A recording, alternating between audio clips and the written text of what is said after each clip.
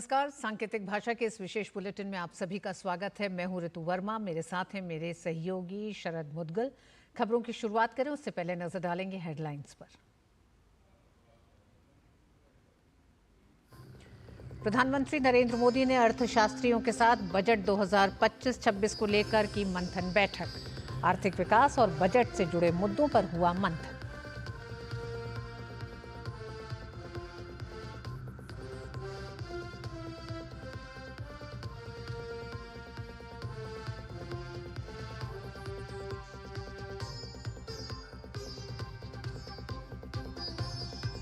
केंद्रीय गृह मंत्री अमित शाह ने एनसीआरबी के साथ 3 नए आपराधिक कानूनों के कार्यान्वयन पर की समीक्षा बैठक। ई साक्ष्य, न्याय श्रुति, ई साइन और ई सम्मन्स जैसे एप्लीकेशन के उपयोग पर दिया जोर।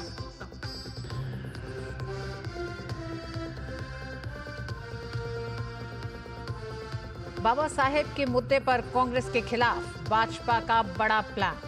भाजपा शासित राज्यों के मुख्यमंत्री देश भर में प्रेस कॉन्फ्रेंस कर कांग्रेस के आरोपों का देंगे जवाब। योगी ने कहा, कांग्रेस ने दलितों और पिछड़ों का हमेशा किया है अपमान।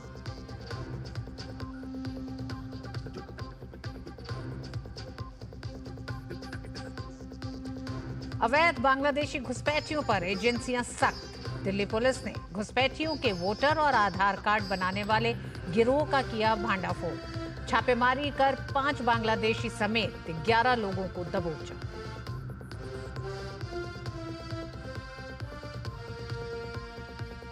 और दुष्कर्म या एसिड हमले की पीड़िताओं के इलाज को लेकर दिल्ली हाईकोर्ट ने अस्पतालों को दिए कई सख्त निर्देश। कहा, अस्पताल पीड़िताओं को बिना उचित इलाज नहीं भेज सकता है वापस।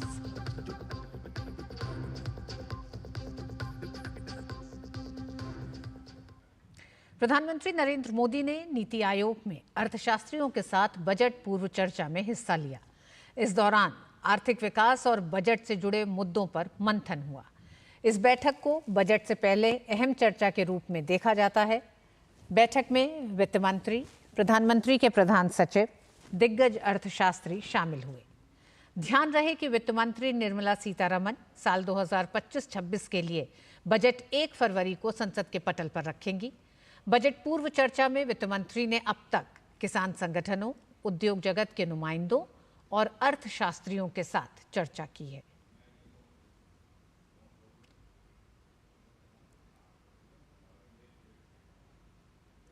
पूर्व प्रधानमंत्री अटल बिहारी वाजपेयी की 100वीं जयंती के अवसर पर प्रधानमंत्री नरेंद्र मोदी 25 दिसंबर को मध्य प्रदेश के दौरे पर रहेंगे।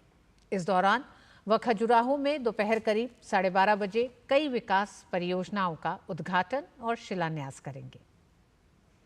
इसके साथ ही प्रधानमंत्री केन बेतवा नदी जोड़ो परियोजना की आधारशिला रखेंगे, जो राष्ट्रीय परिप्रेक्ष्य योजना के तहत देश की पहली नदी जोड़ो परियोजना है।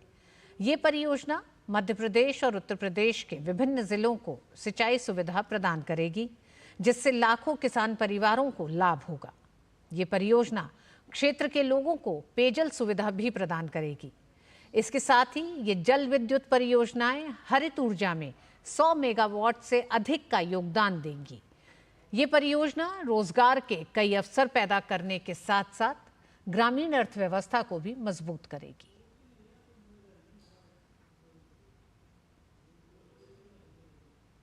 केंद्रीय गृह मंत्री अमित शाह ने नई दिल्ली में राष्ट्रीय अपराध रिकॉर्ड्स ब्यूरो के साथ नए 3 आपराधिक कानूनों के कार्यान्वयन पर बैठक की। इस दौरान अपराध और ट्रैकिंग नेटवर्क और राष्ट्रीय स्वचालित फिंगरप्रिंट पहचान प्रणाली को अंतर संचालीय आपराधिक न्याय प्रणाली 2.A के साथ जोड़ने के कार्यान्वयन की समीक्षा की गई। गृह मंत्री ने प्रत्येक राज्य और केंद्र शासित प्रदेश से ई साक्ष्य, न्याय श्रुति, ई साइन और ई सम्मन्स का उपयोग किए जाने पर जोर दिया। इसी के साथ उन्होंने पीड़ितों और शिकायतकर्ताओं के लिए दर्ज होने से लेकर मामले के निपटान तक सभी आपराधिक मामलों के लिए निर्धारित चरणों और समय सीमाओं पर अलर्ट भेजने के सख्त आदेश दिए। इसी के साथ उन्होंने जोर देकर कहा कि अज्ञात शवों और व्यक्तियों की पहचान के लिए बायोमेट्रिक का उपयोग किया जाना चाहिए। आम आदमी पार्टी के पूर्व विधायक नितिन त्यागी ने किया केजरीवाल की महिलाओं को देने वाली 2100 प्रतिमाह योजना का पर्दाफाश। उन्होंने कहा कि आम आदमी पार्टी जनता से वोट लेने के लिए महिलाओं को गुमराह कर रही है और योजना का नाम लेकर केवल और केवल आम आदमी पार्टी इसलिए ये कर रही है ताकि ये पता लगाया जा सके कि कौन मतदाता है और कौन नहीं। ये ऐप निकाला है अरविंद केजरीवाल जी ने 2100 रुपए के रजिस्ट्रेशन के लिए। इससे बड़ा झूठ कोई नहीं होगा। आप सब लोग खुद समझदार हैं, खुद समझिएगा। जब आपकी बैंक की डिटेल नहीं ले रहा, कोई आधार कार्ड नहीं ले रहा, तो बैंक में पैसे आएंगे कैसे? 2100 रुपए देने के लिए सिर्फ वोटर आईडी मांगा जा रहा है। कोई स्कीम ऐसी नहीं है जिसमें वोटर आईडी से पैसे आपके बैंक तक पहुंच सके। वोटर आईडी सिर्फ और सिर्फ आपको ये देखने के लिए कि आप वोटर हो दिल्ली के कि नहीं हो। आप दिल्ली के वोटर हो तो आपके चुनाव से पहले आपको वोट आएगा कि आम आदमी पार्टी को वोट देना, अरविंद केजरीवाल को जिताना, नहीं तो 2100 रुपए नहीं मिलेंगे। दिल्ली में आम आदमी पार्टी की सरकार द्वारा लागू योजनाओं को लेकर भाजपा सांसद बांसुरी स्वराज ने केजरीवाल पर जमकर निशाना साधा। भाजपा सांसद बांसुरी स्वराज ने दावा किया है कि दिल्ली में संजीवनी योजना नाम की कोई योजना नहीं चल रही है और आप सरकार लगातार दिल्ली की जनता को केवल ठगने का काम कर रही है। लोकसभा की सांसद बांसुरी स्वराज जी हमारे साथ है। मैम, जिस तरह से चुनाव के माहौल में आम आदमी पार्टी और अरविंद केजरीवाल लगातार रेवड़ियां बांट रहे हैं, उसमें संजीवनी योजना भी एक नई आ गई। इसमें आपकी तरफ से दावा किया गया कि वो फेक है। आज माननीय उपराज्यपाल जी के यहाँ पर सीनियर सिटीजन्स के साथ एक संवाद का कार्यक्रम था, जहाँ पर दिल्ली के हेल्थ सेक्रेटरी ने सार्वजनिक तौर पर ये बताया कि संजीवनी नाम की कोई भी दिल्ली सरकार की, यानी आम आदमी पार्टी की दिल्ली की सरकार की कोई योजना नहीं है। सीनियर सिटीजन्स के लिए भारत में अगर कोई योजना सक्रिय है जो अभी चल रही है तो वो केवल है प्रधानमंत्री जी की आयुष्मान भारत, जिसमें वे वंदन कार्ड के तहत 70 बरस से बड़े जितने भी हमारे बुजुर्ग हैं, वो किसी भी आर्थिक या सामाजिक पृष्ठभूमि से आते हो, उनको 5 लाख रुपए का मुफ्त इलाज मिलेगा। लेकिन इस योजना को भी दिल्ली में द्वेष की राजनीति के कारण माननीय केजरीवाल जी यहां पर लागू नहीं होने देते। लगातार 10 साल से सत्ता में है केजरीवाल सरकार, और कल और आज एक उन्होंने योजना का प्रारंभ किया जल को लेके। इससे पहले भी एलजी ने एक पत्र लिखा, उसमें उनको ये बताया कि अब तो आपकी आत्मा की आवाज भी जाग जाएगी। इसी हफ्ते सार्वजनिक मंच से केजरीवाल जी ने अपनी विफलता स्वीकार करी थी कि वो हर घर में नल से जल नहीं पहुंचा पाए। जल जीवन मिशन को जो प्रधानमंत्री श्री नरेंद्र मोदी जी द्वारा चलाई हुई एक और जन कल्याणकारी योजना है, उसको अपने राजनीतिक स्वार्थ के कारण केजरीवाल जी ने दिल्ली में लागू नहीं होने दिया। तो ये थी लोकसभा की सांसद बांसुरी स्वराज, जिनका साफ तौर पर कहना है कि जिस तरह से अरविंद केजरीवाल लगातार दिल्ली की जनता को धोखा दे रहे हैं, धोखा नहीं बल्कि छलावा है। कैमरामैन मोहित के साथ अमरेंद्र गुप्ता, डीडी न्यूज, दिल्ली।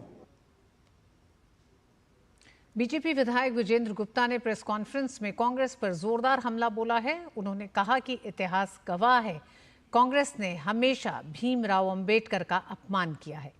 कांग्रेस से प्रताड़ित होने के कारण ही उन्होंने मंत्रिमंडल से इस्तीफा दिया था। कांग्रेस ने जिस प्रकार से सदैव डॉक्टर बाबा भीमराव अंबेडकर का अपमान किया, इतिहास गवाह है,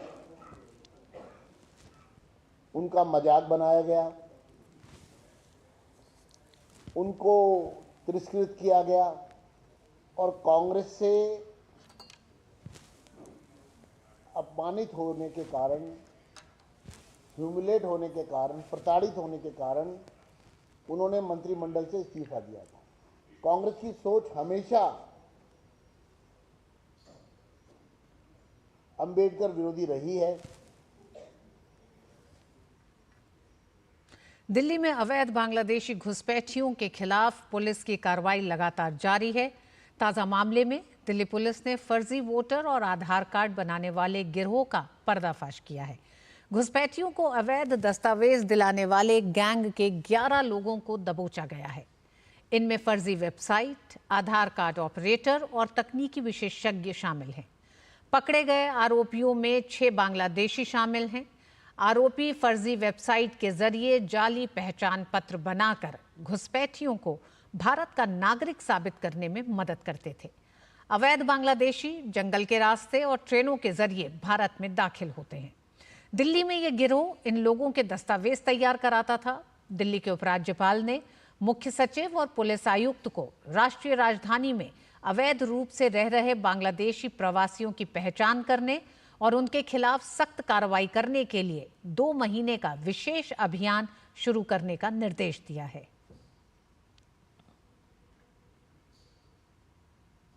डीसीपी दिल्ली साउथ अंकित चौहान ने बताया कि छापेमारी में बड़ी मात्रा में आधार कार्ड और वोटर आईडी कार्ड प्राप्त हुए हैं। इस पूरे मामले पर बात की हमारे संवाददाता ऋषि कुमार ने डीसीपी दिल्ली साउथ अंकित चौहान से। दिल्ली पुलिस ने अभी हाल ही में एक ऐसी सफलता हासिल की है जो अभी चर्चा में भी है और इसके सियासी मायने भी हो सकते हैं। हमारे साथ डीसीपी साउथ अंकित चौहान है। अंकित जी, जिस तरीके से आज जो घटनाक्रम आप बता रहे हैं, संक्षेप में इस घटनाक्रम को बताएं, फिर हम आपसे आगे बात करते हैं। एक हमारे पास अक्टूबर के महीने में मर्डर केस रजिस्टर होता है, उसमें 4 सस्पेक्ट्स थे। उनसे जब पूछा गया भाई वो उसके यहाँ काम करते थे, जिसके यहाँ सेंटू शेख नाम का आदमी डिसीज था, उसके यहाँ काम करते थे। उससे पूछा गया फर्दर कि भाई आपके यहाँ क्या काम करते थे, तो उसने बताया हम बंगाल से आए थे यहाँ काम करने के लिए। जब उनके डॉक्यूमेंट्स चेक करके तो मालूम चला कि इनके पास आधार कार्ड्स भी हैं, पैन कार्ड्स भी हैं। फर्दर इन्वेस्टिगेशन मालूम चला कि ये लोग बांग्लादेश से हैं। इसका पूरा रैकेट बस्ट करने के लिए हमने जब पूरी तह तक गए तो मालूम चला सेंटू शेख ने एक साहिल नाम का आदमी है जिसके कॉन्टैक्ट में थे। उस साहिल ने इन लोगों के फर्जी आधार कार्ड बनवाए। एक वेबसाइट है JantaPin.in जिस पे से फर्जी बर्थ सर्टिफिकेट बन जाता है, उसको यूज़ करते हुए आधार कार्ड बनाया अपने सबने। आधार कार्ड बनाने का एक यूनिक आईडी नंबर होता है। ये जो बना रहे थे, क्या उसे जो ओरिजिनल वेबसाइट है, क्या उसे वो पकड़ पा रही थी? किस तरीके से बनाने में सफल थे ये लोग फर्जी बर्थ सर्टिफिकेट सेल्फ डिक्लेरेशन लगता है, उसमें फर्जी बर्थ सर्टिफिकेट लगाते थे। इनको एक यूनिक आधार कार्ड मिल जाता था, उसको फिर फर्दर यूज़ करके रहते थे जहाँ पे रहते थे ये लोग। दूसरा ये आपने बताया कि इनके पास से कुछ वोटर आईडी भी पकड़े गए हैं, तो क्या कुछ ऐसा लिंक है इसका वोटर आईडी का, किस तरीके से? सेंटो शेख के घर से 4 वोटर आईडीज़ मिले हैं। उनमें से 4 में से हमने एक लेडी पकड़ ली है जो बांग्लादेश सिटीजन है, उसके बांग्लादेश के प्रूफ मिल चुके हैं उनको। वो आई थी 2021 में यहाँ पे, उसने अपना फर्जी आधार कार्ड बनवाया और फर्जी वोटर कार्ड बनवाया और फिर वो तब से इंडिया में रह रही है। आपको लगता है कोई बड़ा नेक्सस भी हो सकता है? अभी उसको इन्वेस्टिगेट करते हैं। तो हमने बात की दिल्ली पुलिस से, जो कह रही है कि फर्जी आधार कार्ड और जो वोटर कार्ड का बनना एक बड़ा नेक्सस हो सकता है। फिलहाल कुछ बांग्लादेशियों को पकड़ा गया है और जांच जारी है। Rishi Kumar, DD news, Delhi. और आइए सीधे आपको लिए चलते हैं उत्तराखंड के मुख्यमंत्री पुष्कर सिंह धामी की प्रेस कॉन्फ्रेंस में। कि कोई भी उनसे ज़्यादा योग्य व्यक्ति संसद में बोले, जनता के सामने आए। कांग्रेस पार्टी ने जो बाबा साहब की स्मृतियों को भी जो सजोने की कभी अनुमति नहीं दी, उनके जन्म स्थान पर स्मृति मंदिर तक नहीं बनने दिया और बाद में मध्य प्रदेश के मुख्यमंत्री स्वर्गीय सुंदर सिंह भंडारी जी के कार्यकाल में उनके स्मृति स्थल को बनाने का फैसला हुआ और अटल बिहारी वाजपेयी जी के समय उनके स्मृति मंदिर का उद्घाटन हुआ। दिल्ली स्थित अंबेडकर सेंटर का निर्माण भी कांग्रेस ने रोकने की कोशिश की। जब से प्रधानमंत्री श्री नरेंद्र मोदी जी की सरकार आई, बाबा साहब की स्मृतियों को सजोने का कार्य हुआ। चाहे वो लंदन हो, दिल्ली हो, नागपुर, मुंबई में उनके जीवन से जुड़ी महत्वपूर्ण स्थलों पर स्मृतियों का निर्माण किया गया है।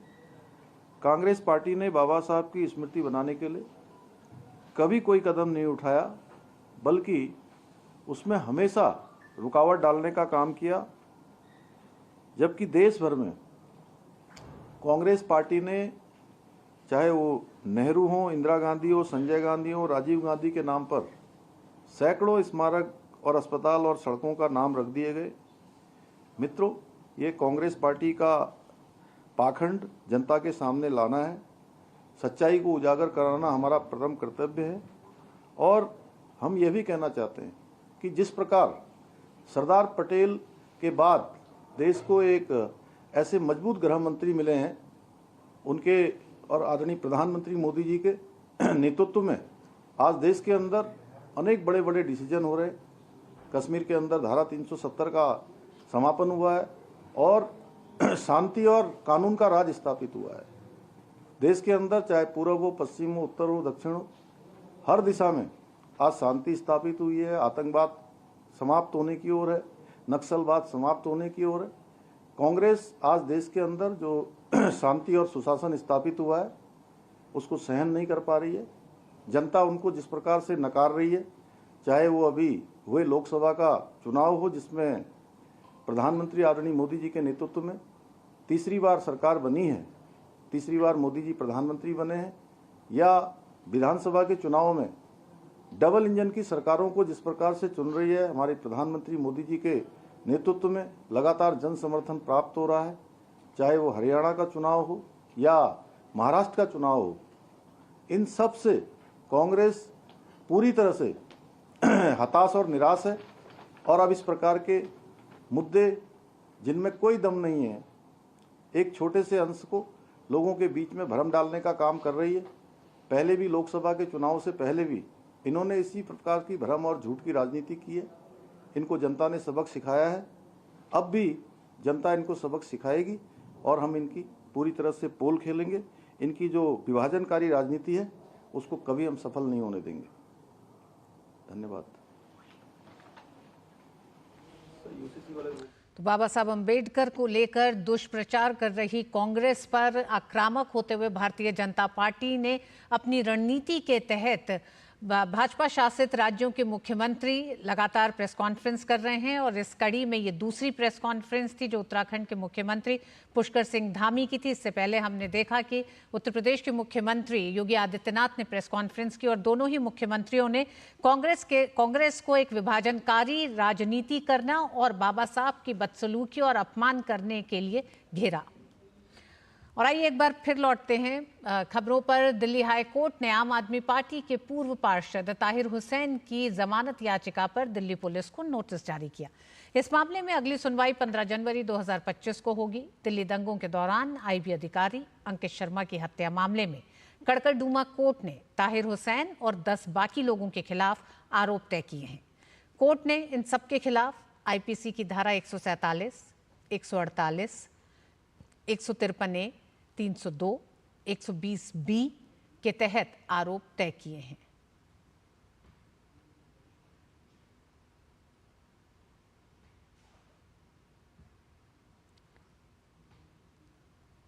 और दिल्ली हाई कोर्ट ने आम आदमी पार्टी के पूर्व पार्षद ताहिर हुसैन की जमानत याचिका पर दिल्ली पुलिस को नोटिस जारी किया है।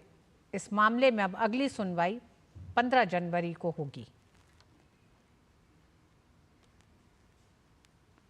दिल्ली हाई कोर्ट ने अपने एक फैसले में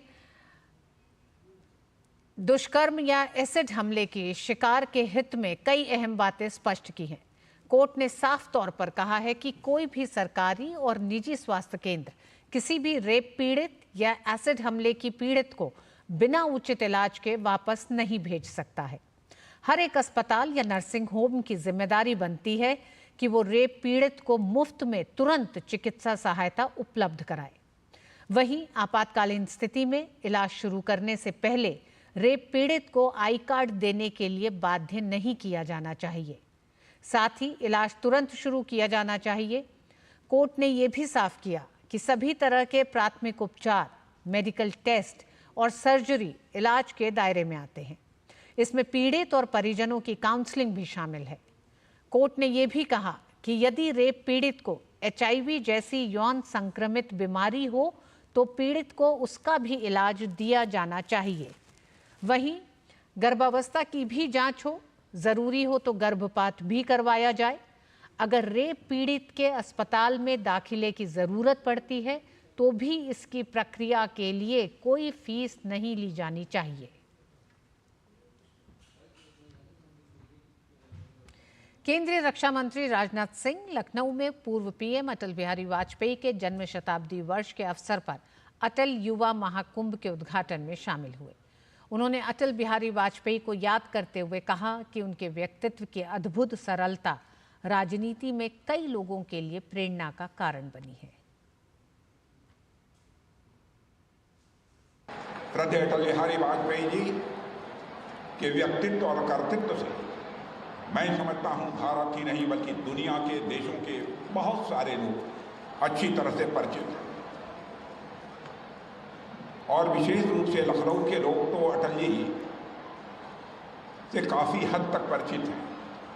हम लोग जानते हैं कि जहाँ पर वह एक विलक्षण प्रतिभा थी, वहीं पर एक अद्भुत सरलता उनके व्यक्तित्व में स्वाभाविक रूप से हम सबको देखने को मिलती थी। और मैं जानता हूं कि हिंदुस्तान के बहुत सारे नेताओं को उनका आशीर्वाद प्राप्त हुआ है और उनके मार्गदर्शन में ही उन्होंने एक अपनी शख्सियत भारत की राजनीति में बनाई है। भारत के पूर्व प्रधानमंत्री अटल बिहारी वाजपेयी के जन्म शताब्दी वर्ष के अवसर पर लखनऊ में अटल युवा महाकुंभ का आयोजन हुआ। कार्यक्रम को संबोधित करते हुए उत्तर प्रदेश के मुख्यमंत्री योगी आदित्यनाथ ने महायुवा कुंभ अटल जी की यादों को ताज़ा करने का माध्यम है। मैं धन्यवाद देता हूं यहां के जनप्रतिनिधियों को, जिन्होंने सर्वोदय अटल जी की स्मृति को जीवंत बनाए रखने के लिए सभी संस्थाओं को एक मंच देकर के लखनऊ और देश के अंदर शताब्दी महोत्सव के कार्यक्रम को एक नई ऊंचाई दी है। आज का यह युवा कुंभ उन स्मृतियों को ताजा कर रहा है जो भारत की सनातन धर्म की परंपरा में कुंभ के आयोजन के साथ जुड़ती है। संसद परिसर में धक्का मुक्की में घायल 2 भाजपा सांसदों को फिर अस्पताल में भर्ती होना पड़ा है। शुक्रवार को लोकसभा के नेता प्रतिपक्ष राहुल गांधी ने इन सांसदों को धक्का दिया था, जिसमें ये घायल हो गए थे। दोनों सांसद दिल्ली के राम मनोहर लोहिया अस्पताल में भर्ती कराए गए थे। सोमवार को ही ये दोनों अस्पताल से डिस्चार्ज हुए थे, लेकिन तबीयत को देखते हुए इन्हें फिर अस्पताल ले जाना पड़ा। अब इन्हें नोएडा के कैलाश अस्पताल में भर्ती कराया गया है। अस्पताल के अनुसार सांसद मुकेश राजपूत को दोपहर 12:15 बजे अस्पताल लाया गया। उन्हें काफ़ी दर्द था और वो कमर के निचले हिस्से, गर्दन और सिर दर्द से पीड़ित थे। साथ ही वो खुद को संभाले रखने में भी कठिनाई महसूस कर रहे थे। अत्यधिक कमजोरी और दर्द को देखते हुए उन्हें एमआरआई के लिए भेजा गया और अन्य ज़रूरी जांच की गई। फिलहाल न्यूरोलॉजिकल टीम उनका उपचार कर रही है। वहीं सांसद प्रताप सारंगी भी कल दोपहर अस्पताल लाए गए, जहां उन्हें इमरजेंसी में भर्ती किया गया। उन्हें बाईं आंख के पास सहित कई जगह चोटें आई हैं। साथ ही आंख के इर्द गिर्द सूजन बढ़ गई है। चोटिल होने की वजह से इस आंख से उन्हें हल्का धुंधला दिखाई दे रहा है। प्रताप सारंगी के सिर में भी चोट है। उनकी हालत देखते हुए अस्पताल का अनुमान है कि उन्हें कई दिन भर्ती रहना होगा। मिस्टर मुकेश राजपूत जी को हमने रिसीव किया at around 12:15 PM in our hospital and he was suffering from lot of pain in the lower back, neck pain था उनको, साथ में उनको सीवियर हेडेक और डिसबैलेंस की कंप्लेंट्स थी। बेसिकली कॉन्सेंट्रेट नहीं कर पा रहे थे, एक जनरलाइज बॉडी वीकनेस उनको थी एंड सीवियर पेन होने के कारण हमने उनको तुरंत ही MRI में शिफ्ट किए, इन्वेस्टिगेशंस करी। अभी वो न्यूरोलॉजिकल टीम के अंदर एडमिटेड है और कुछ इन्वेस्टिगेशंस करने के बाद हम आगे के अपना जो ट्रीटमेंट प्लान है वो उनको देंगे। मिस्टर प्रताप सारंगी को सस्टेन्ड इंजरीज आई हैं स्काल्प में, अपनी लेफ्ट आई के बाहरी हिस्से पर, which is causing lot of oedema, swelling आई है उनको लेफ्ट आई के अराउंड, स्लाइटली ब्लरी विजन भी है उनको। We are going to do better of investigations including CT scan of the orbit, CT scan of the brain, ophthalmological review होगा उनका। और इस विशेष बुलेटिन में बस इतना ही। मुझे और शरद को दीजिए अनुमति। नमस्कार।